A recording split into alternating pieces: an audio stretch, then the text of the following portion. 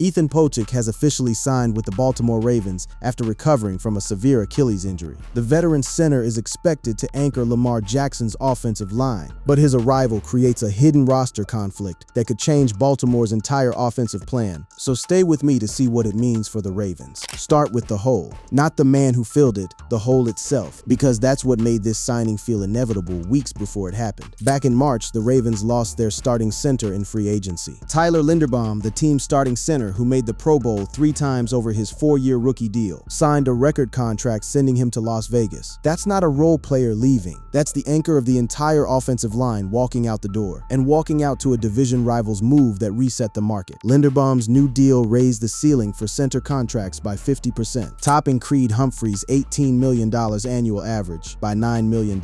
So Baltimore had a Pro Bowl center, and then it didn't. And behind him, nothing proven. Linderbaum's successor hadn't officially been named, but free agent addition Danny Pinter appeared to be getting the first team reps early on. Pinter's a depth piece who'd bounced around. He wasn't the answer, and everybody in Baltimore's building knew it. Here's where it gets worse for Baltimore fans watching this unfold. There was an expectation the Ravens would address the position in the 2026 NFL Draft, with a number of prospects expected to go on day 2, but even when several of those top prospects fell to day 3, Baltimore never found enough value to draft one when its picks came around. They had the chance, they passed on it. Not once, but through the entire draft. Eric DeCosta explained why on his own podcast, and it's the kind of quote that ages differently depending on how the story ends. DeCosta shared his perspective on why Baltimore didn't draft a center on the Lounge podcast, saying there would be options for the team, potentially terminated vets, potentially trade options, and that the Ravens would look at all of it, since some of the best deals ever made happened in June, July, August, and that he ruled nothing out. Translation, he already had a plan that didn't involve the draft. He just wasn't ready to say the name, and the name everyone kept whispering was Ethan Pocic.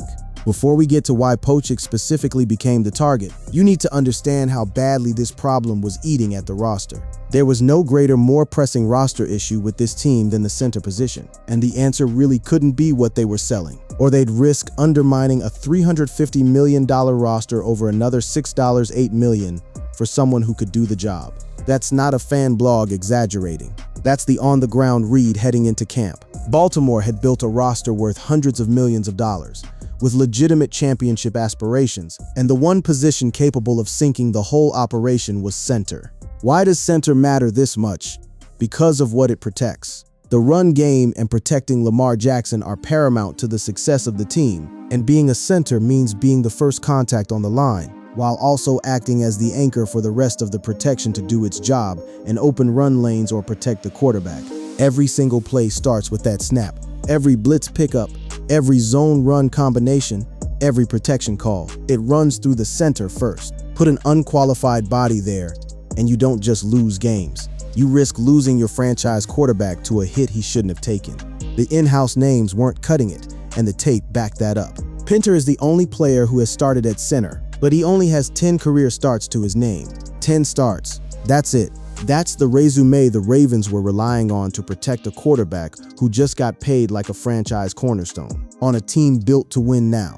Analysts around the league weren't shy about pointing out how absurd the situation had become. One breakdown of Baltimore's roster heading into camp didn't hold back, saying the position group looked more incomplete than any other on the team, and that Baltimore had a rookie right guard and stopgap left guard, and perhaps no NFL quality center on the entire roster. No NFL quality center on a roster people were calling a Super Bowl contender. That's the tension that had been building for months, and the league noticed the disconnect between what the Ravens were saying publicly and what people actually believed was coming. No one around the league was buying the rotation talk, and the expectation was that DeCosta would get real about the situation soon enough. So when Jesse Minter, the team's new head coach, got asked point blank at the NFL owners' meetings if Baltimore had its starting center already on the roster, his answer told you everything without saying much at all. When Minter was asked if the Ravens had their starting center on the roster at the NFL owners' meetings, he replied that they were excited about a couple of the guys they'd added. A couple of guys, not our guy, not a name, a coach hedging in real time on national record about the single most important position on his offensive line. That's the setup. A Pro Bowl center gone. A record-breaking contract that raised the market and priced Baltimore out of a reunion. A draft class that came and went without an answer. a depth chart full of names nobody trusted, and a front office that kept saying, in almost identical language every single time, that it was still looking outside the building. Now bring in the player everyone had circled since the day Linderbaum left for Las Vegas. Ethan Pocic wasn't a hypothetical anymore. He was a 4-year starter for a division rival, sitting on the open market, with his body finally cleared to play, and Baltimore was about to stop waiting. To understand why this signing carries the weight it does, you have to go back to the injury that put Pocic on the market in the first place, and how close that injury came to costing him this opportunity entirely.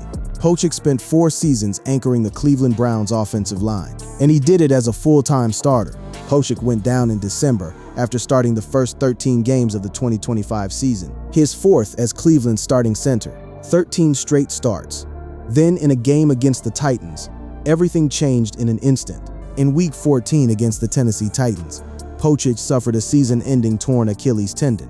If you know anything about football injuries, you know the Achilles is the one that scares teams off the most. It's not a torn ACL, where the recovery timeline is well understood and mostly predictable. An Achilles rupture threatens explosiveness, first-step quickness, the ability to reset your feet under 300-pound bodies collapsing toward you. For a lineman already in his 30s, it's the kind of injury that can quietly end a career without anybody officially announcing it's over.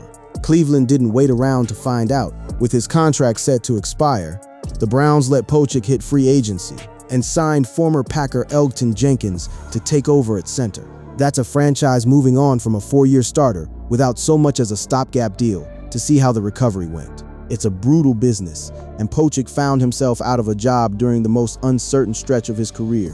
For months, he sat on the market with no real momentum. There had been little discussion regarding potential landing spots for Pocic this offseason. No suitors calling, no urgency, just a rehab clock ticking, and a career hanging on whether his body would come back the way it needed to. Then came the update that changed everything. Adam Schefter dropped the news that reset the entire conversation around Pocic's free agency. Center Ethan Pocic was available for work, with ESPN's Adam Schefter noting that Pocic had been medically cleared after suffering a torn Achilles in December. Not progressing well, not on track, cleared, full stop. Schefter didn't leave any ambiguity in how he characterized it either. Per his reporting, a source told him the veteran is a full go, and the specificity mattered. This wasn't a vague team statement. Pocic suffered an Achilles tear in 2025, but was cleared by Dr. Norman Waldrop. A named doctor, a specific clearance, a green light with no hedging attached to it. That single update flipped Pocic from an afterthought to the most attractive name available at his position. With his recovery complete, he became the most proven center on the free agent market, which should draw him attention from teams in need of depth at the position. The phrasing there is important. Most proven, not most athletic, not youngest, not highest upside. Most proven in a league where 40-plus centers get evaluated every year. Pocic's 4-year run of starts in a real NFL system put him in a class by himself among what was left on the board, and the analytics backed up why teams should still want him, even coming off a major injury. Pocic gave up 2 penalties and 2 sacks in his 826 offensive snaps, which is not a bad figure at all. 2 sacks allowed, 2 penalties, across an entire season's worth of snaps. That's not just competent. For a center in a league full of elite interior rushers, that's genuinely stout protection. Bleacher Report's Gary Davenport put the exact same numbers into words that framed why a contender specifically should be calling. He was blunt about where Pocic stood physically, writing that Ethan Pocic may not be the player he once was. The 30-year-old also missed 4 games last year.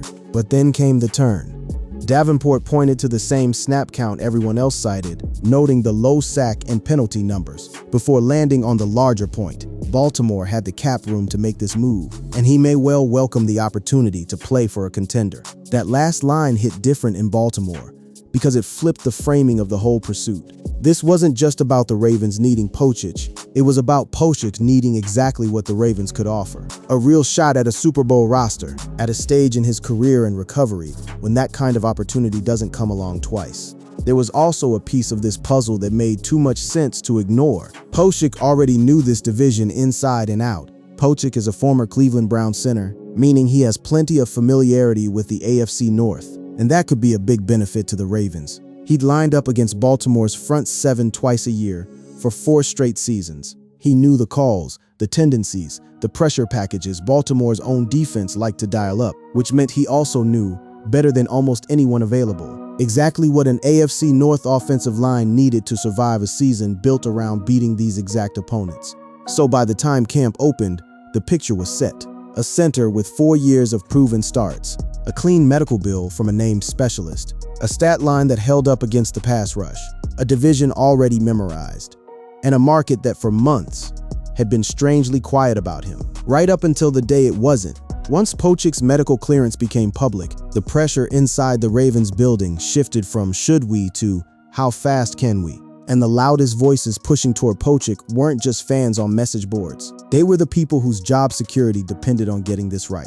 Start with the man who runs personnel in Baltimore. Eric DeCosta had already signaled, back in the spring, that he wasn't done working the phones on this position even after the draft came and went. He'd said outright that some of the best moves of his career came in the middle of summer, not on draft weekend. Veteran centers Graham Glasgow and Ethan Pocic continued to sit on the free agent market, and more options would emerge as teams trimmed their rosters, and the Ravens could now sign any free agent without it counting against the compensatory pick formula. That last detail matters more than it sounds.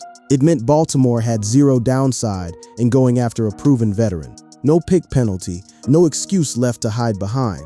Analysts covering the team directly connected those dots and reached the same conclusion independently. One breakdown of Baltimore's roster heading into camp put it as plainly as possible, predicting Baltimore would eventually cave and get a deal done, saying they'd break down and sign free agent center Ethan Pocic at some point in camp, probably by the second preseason game. That's not a wish cast. That's a read on how untenable the alternative had become. And the alternative really was untenable. The same breakdown didn't sugarcoat what Baltimore was working with at the position beforehand, pointing out that the Ravens had a rookie right guard and stopgap left guard and, perhaps, no NFL quality center on the entire roster. Read that again. No NFL quality center. That's the room Pocic was walking into, not a competition among equals, but a vacuum waiting for somebody who'd actually done the job before. Baltimore beat down one of the more plugged-in outlets on the team, laid out exactly why Pocic specifically made sense over the other names still floating around. They pointed to the workload he'd carried for years running, noting that for the last 4 seasons, Pocic had been a full-time starting center in the division for the Cleveland Browns at 30 years old with 97 career starts, 40 with the Seattle Seahawks prior to joining the Browns in 2022. 97 career starts. That's not a journeyman. That's a lineman who's basically never left the field when healthy, across 2 different franchises in 2 different systems. They also broke down exactly how efficient he'd been in his final healthy stretch before the injury, pointing out that this past season, while missing 4 games due to injury, Pocic only allowed 2 sacks and committed 2 penalties, with an overall PFF grade of 63.8 that ranked 20th among centers. 20th among centers in the league, on a Browns team that wasn't exactly stacked around him. That's a starter you can win with, not a stopgap you tolerate. The competing coverage out of national outlets kept circling back to the same trio of in-house names Baltimore had been running out and kept landing on the same verdict. One national breakdown noted that the Ravens, who were outbid by the Raiders for Tyler Linderbaum in March, were currently auditioning Danny Pinter, Jovaughn Gwyn, and Corey Bullock for their starting center gig, and that Pocic brought more NFL experience than that trio combined. More experience than 3 players combined. That's the gap Baltimore was trying to close, and there was only one player on the open market capable of closing it by himself. Then there's Jesse Minter, the Ravens' new head coach, whose public comments throughout the spring told a story of a staff trying to project calm, while quietly working a very different plan behind the scenes. Through beat reporting, Minter had praised Pinter's work in camp, with one insider relaying that Pers Rebibeck, new head coach Jesse Minter claimed that Pinter has done a great job, but that they might still rotate first-team center reps in organized team activities. Notice the hedge built right into that sentence. He complimented Pinter, then immediately left the door open to give someone else those reps. That's not the language of a coach who settled on his starter. That's the language of a coach waiting on a phone call. And the DeCosta quote from his own podcast appearance deserves a second look here, because it wasn't just filler. It was basically a preview of exactly this move. He talked through the options available to Baltimore in blunt terms, saying there'd be options for the Ravens, potentially terminated vets, potentially trade options, that they'd obviously look at all of those things, and that some of the best deals he'd ever made happened in June, July, and August, that he ruled nothing out. He was describing almost to the letter the exact kind of move that lands a veteran free agent on your roster in the middle of camp with zero draft capital spent. Even outlets covering rival teams recognized Baltimore as the obvious landing spot, before anyone else in the league had a real shot. One breakdown looking at multiple potential fits for Pocic kept coming back to the same city, pointing out that signing an experienced vet like Pocic made all the sense in the world for Baltimore, specifically because a win-now roster built around keeping its franchise quarterback upright couldn't keep gambling on unproven names. Another separate breakdown, weighing Pocic against multiple suitors, reached an identical conclusion, using almost the exact same language, writing that signing an experienced vet like Pocic made all the sense in the world for Baltimore. Two competing outlets, writing independently, landing on the same sentence. That's not coincidence. That's how obvious this fit had become to anyone who'd watched Baltimore's center rotation all spring. So you had DeCosta all but describing the blueprint on his own podcast. You had Mentor hedging in real time on his own starter. You had analysts across multiple outlets converging on the same prediction and the same reasoning. And you had a front office sitting on a $350 million roster, with a hole at the one position that could sink the entire operation. Every signal pointed the same direction, and it was only a matter of when, not if, the Ravens made this official. With the pursuit settled and the sides aligned, the real story becomes what Baltimore actually gets on the field. Because a signing like this only means something if the player fits the scheme he's walking into. Start with the money conversation, because it explains why this deal made sense for both sides so quickly. Pocic's last two contracts tell you exactly where his value sat entering this market. Pocic signed a 3-year, $18 million contract with the Cleveland Browns, including $10 million guaranteed and an average annual salary of $6 million. That was the deal, built off a strong debut season before injuries piled up. This time around, coming off a torn Achilles with no leverage from other bidders driving up the price, Pocic wasn't walking into that kind of number again. But he also wasn't walking into a minimum deal either, not with his track record. That's exactly the equation that made Baltimore such a logical fit financially. The Ravens had already cleared the mechanism that let them make this move without any roster cost attached. The Ravens could sign any free agent, and it would not count against the compensatory pick formula. No pick forfeited. No long-term commitment required if the fit didn't work out. Just a short-term deal for immediate competence at the position that mattered most. Now to the football itself. What does Pocic's game actually look like? And why does it solve Baltimore's specific problem rather than just filling a jersey number? The tape from his final healthy season shows a center who wins with technique rather than dominant physical traits.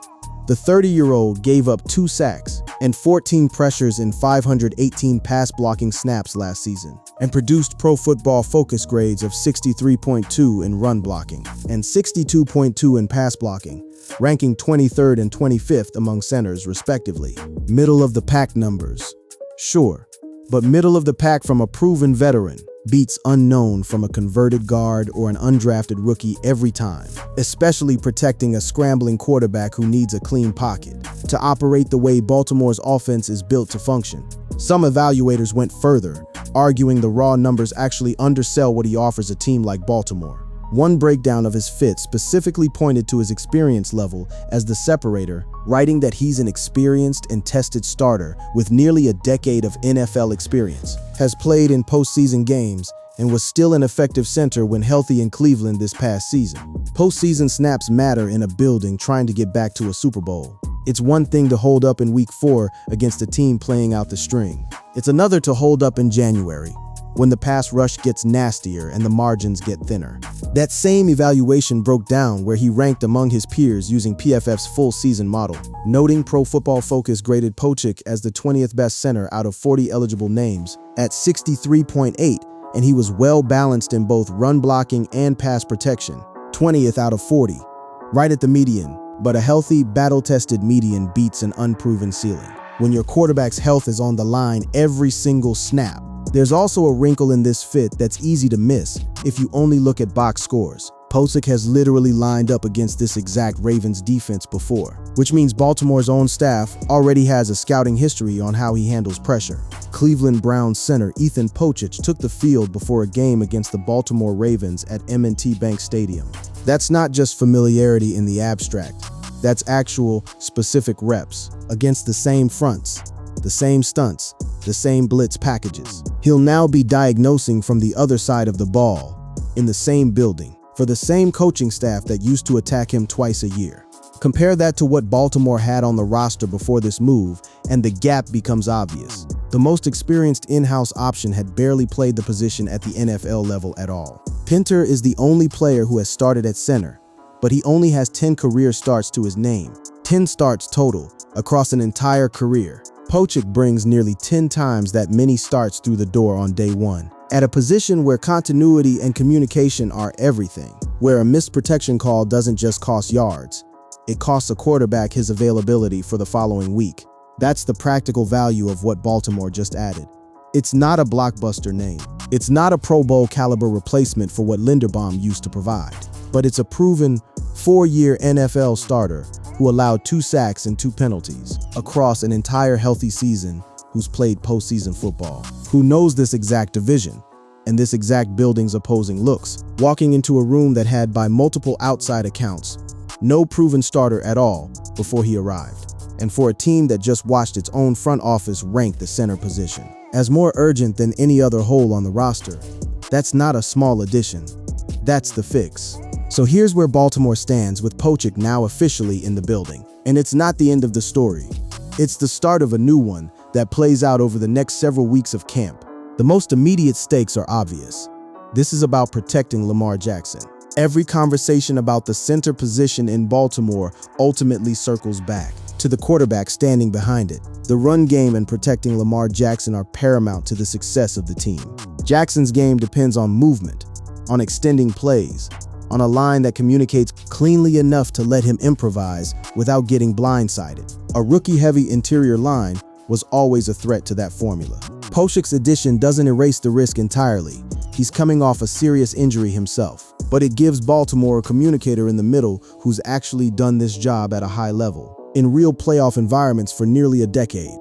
That doesn't mean the competition is simply over either. Danny Pinter, Yvonne Gwynn, and Corey Bullock aren't getting cut from the roster. The moment Pocic signs his name, camp battles in the NFL rarely work that cleanly. And Baltimore's coaching staff has already shown it wants competition at this spot, rather than a handed-over job. Remember, Minter's own comments left the door open on exactly this kind of scenario, saying the staff might still rotate first-team center reps and organize team activities. Expect that rotation talk to continue into camp, even with Pocic now the presumptive favorite.